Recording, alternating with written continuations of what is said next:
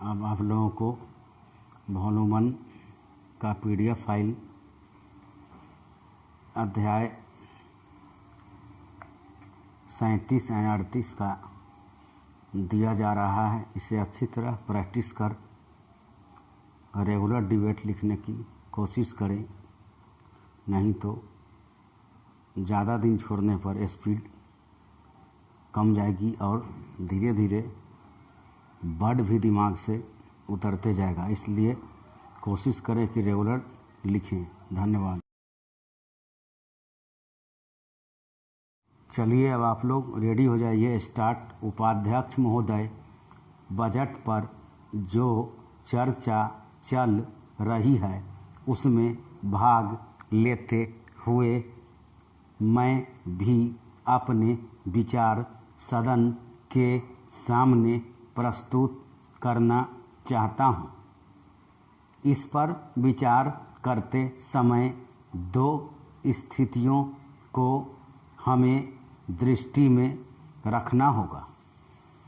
एक दृष्टि यह है कि किस स्थिति से हमारा देश गुजर रहा है, उसमें हमें क्या करना है, और दूसरी दृष्टि यह है कि भविष्य में देश को किस दिशा में ले जाना चाहते हैं।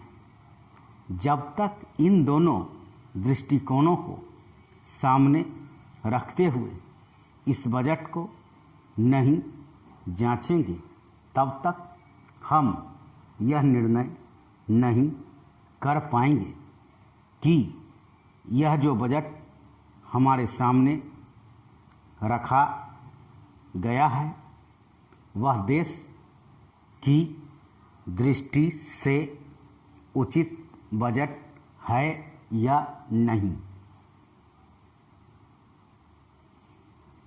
जब मैं इस समय की स्थिति को देखता हूँ तो मेरे सामने देश की संकटकालीन स्थिति आ जाती है। किस तरह से चीन और पाकिस्तान की तरफ से हमको खतरा है, किस तरह से वे देश पर हमला करना चाहते हैं और किस तरह से हमारी आपसी एकता को मिटाकर हमको लड़ाकर देश में देशद्रोह फैलाना चाहते हैं। इसके साथ ही साथ जब मैं पिछले बजट को सामने रखता हूं तो मुझे यह कहना पड़ता है कि आज का बजट चाहे जिस स्थिति में भी रखा गया हो वह बहुत सुंदर बजट है। एक ईमानदार कोशिश हमारे वित्त मंत्री महोदय ने इस बजट को तैयार करते समय की है, लेकिन एक राजनीतिज्ञ की दृष्टि से जब मैं देश के भविष्य की ओर देखता हूं तो मुझे यह कहने में कोई संकोच नहीं होता है कि कोई विशेष समाधान इस बजट से नहीं निकलता। मैं जिस पार्टी से संबंध रखता हूं उसका जो उद्देश्य है उसको सामने रखते हुए मैं यह कह सकता हूं कि जो हमारे सामने आदर्श हैं वे सब आज ही पूरे नहीं हो सकते। हमारे वित्त मंत्री या हमारी सरकार आज ही सब कुछ नहीं कर सकती या स्वर्ग लाकर हमारे सामने खड़ा नहीं कर सकती, लेकिन फिर भी यह मैं अवश्य देखना चाहता हूं कि हमारा देश आगे बढ़ रहा है या नहीं। जिस दिशा में हम आगे नहीं बढ़ रहे हैं उसे देखकर मुझे निराशा अवश्य होती है। जो प्रस्ताव कांग्रेस अधिवेशन में पास हुआ, उसके मूलभूत विचार मैं आपके सामने रखना चाहता हूँ।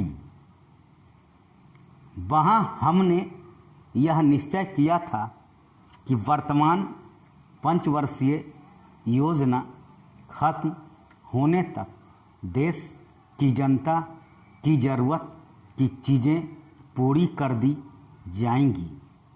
धन्यवाद।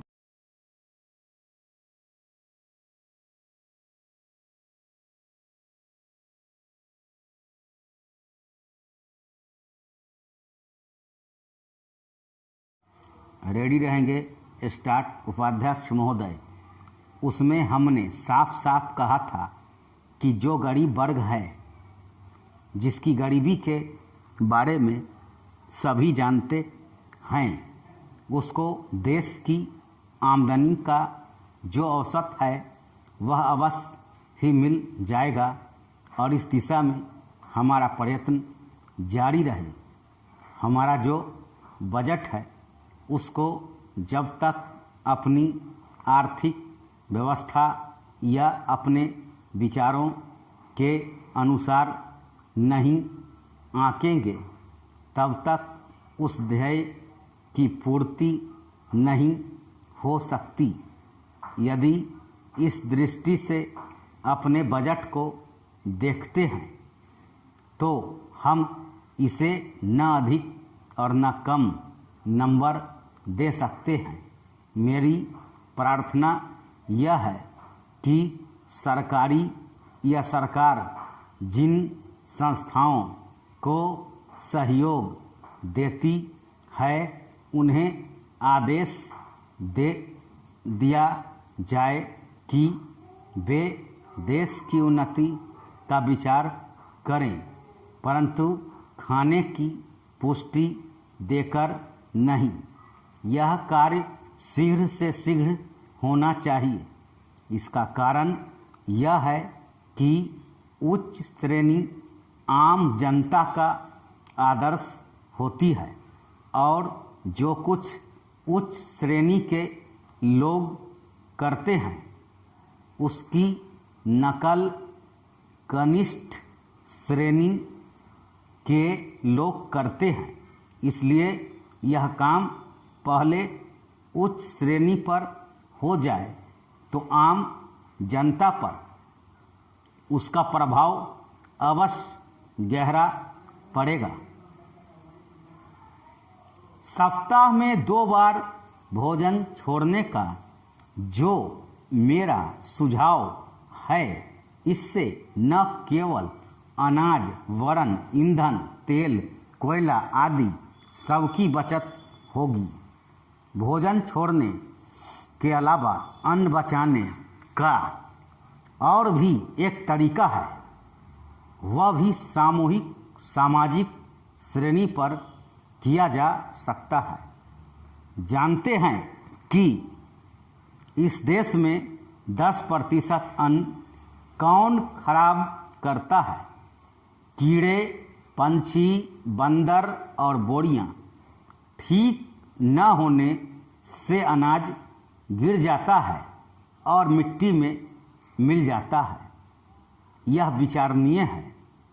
इस प्रकार 80 लाख टन बर्बाद होने वाले अन्न को बचाया जाए तो भारतवर्ष को किसी भी देश से अन्न की भिक्षा मांगने की आवश्यकता नहीं पड़ेगी। श्रीमान, यह अपराध कबूतरों, बंदरों, कीड़ों आदि का नहीं है। यह अवश्य ही हमारा अपराध है। आज तक विदेशों से हमको अनाज मिलता रहा है, इसलिए हम लापरवाह थे, इसीलिए अनाज का विनाश होता रहा। परंतु अकाल पड़ेगा जैसा कि इस वर्ष पड़ा है, तभी हम जागें तो यह ठीक नहीं है। हमें अन्न के नाश को रोकने की सतत कोशिश करनी चाहिए। उसकी बचत करना हमारा परम कर्तव्य है। यह काम हर किसान, बच्चा और युवक कर सकता है और उन्हें करना चाहिए। अन्न बचाने की समस्या केवल कानून के जरिए हल नहीं होगी। यह बात भी सामाजिक चेतना पर निर्भर है। धन्यवाद।